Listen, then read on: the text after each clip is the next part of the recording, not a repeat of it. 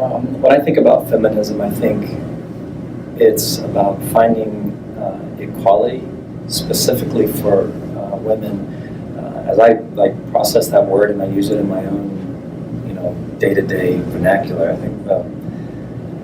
think of it as just being pro-female, like what you can do to advocate. I hate to say for females, but from a male perspective, being feminist would mean that, like, when there are issues that involve, women, like, are you doing things that you can to advocate for, help promote, help, provide opportunities for? Feminism to me just means equality within males and females. Feminism doesn't really bother me or trigger me really. It's more of like gender roles when like people think like, oh, the male's supposed to work and the female's supposed to stay at home, cook, clean, take care of the kids. That's more of like feminism to me, where I don't think us women have to be like, I guess, labeled like that.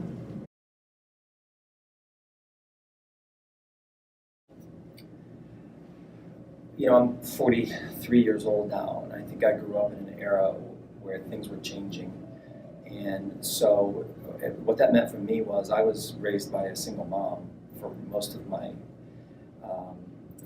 youth. And so I think there was a transition going on at that time, the role of family and the role of women within family. And then there was also a change at that time that was going on in society, the way women were working and what kind of jobs women would have. And I was someone who watched my mom climb the corporate ladder, and we talked about women's issues a lot because it was important in our house. So, my ideas on that were formed very much by my mom. She was a member of like the American Business Women's Association and things like that. And so um, she was very successful, but I also watched my mom have some doors blocked for her because she was a woman. And so my ideas were really formed on, just those discussions, and she made me think differently about things. And I think I took things for granted, or maybe I didn't. Probably just social media. I mean, nowadays it's all over the news, all over social media. Just by what people say nowadays is taken the wrong way and turned into different things and then different topics. I'd say it's on there. Okay, so that would come specifically me being a male coach of female athletes. And I think one of the things that we have to do, and I think this is incredibly important as we move forward, is that we have to just keep providing opportunities, and we have to do what we can to level the playing field. And if I look at in my own career, we play approximately 30 games, and if you look at the number of male and female coaches, and I'm saying that knowing that I'm a male coaching females, I think there's a disproportionate amount there. So, in my own world, I think one of the things that's important for me is that for instance, in coaching, if we have young women that want to be coaches, like, I owe it to them to give them the opportunities they would need to grow into that profession. And I think that's one thing that's actually missing in my profession.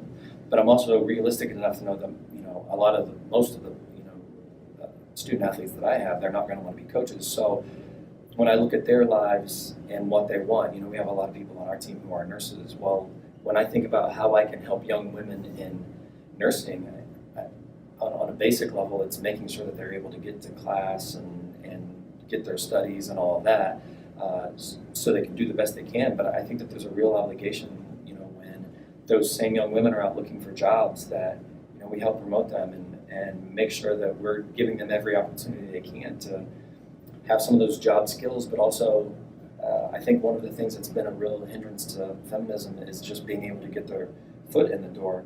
Now, in the field of nursing, that's not as much of a problem, but we also have young women that are involved in the business world, and that is a place where our young women need advocates out there. They need champions, people who will say, it doesn't matter if she's male or if she's a female or a male, she's going to give you the highest quality work. She's sharp, she's on time, she knows her stuff.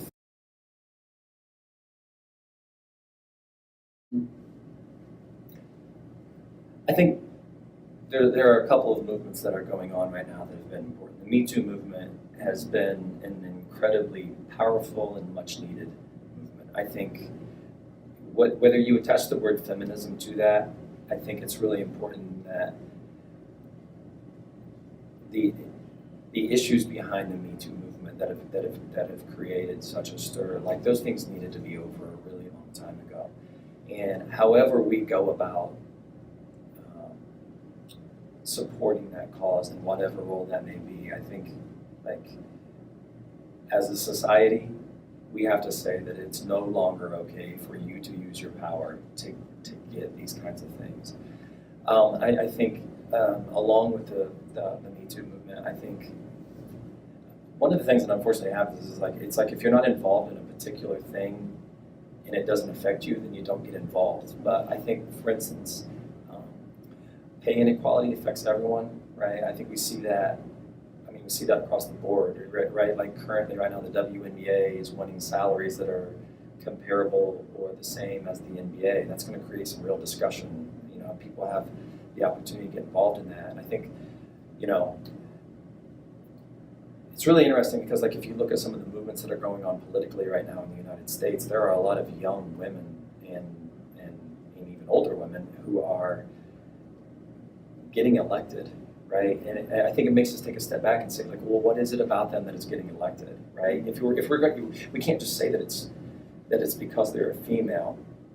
I think one of the best things that we can do to like concretely get involved is, like, we shouldn't vote for someone because they're a male or a female, but we should also not vote for someone or not vote for someone based on those same issues. And I think, like, when we have those really good candidates out there that have really good ideas, and that's on both sides of the aisle, Republican, Democrat, like when we have really good candidates, we have to make sure that those people are being heard. I mean, just advocating and supporting each other's like own opinions and stuff. Just like with everything else going on in today's world, just supporting each other. And I mean, it's honestly, I don't think you can bring everybody together at the end of the day, but at least if the people who you surround yourself with advocate for what you believe in too.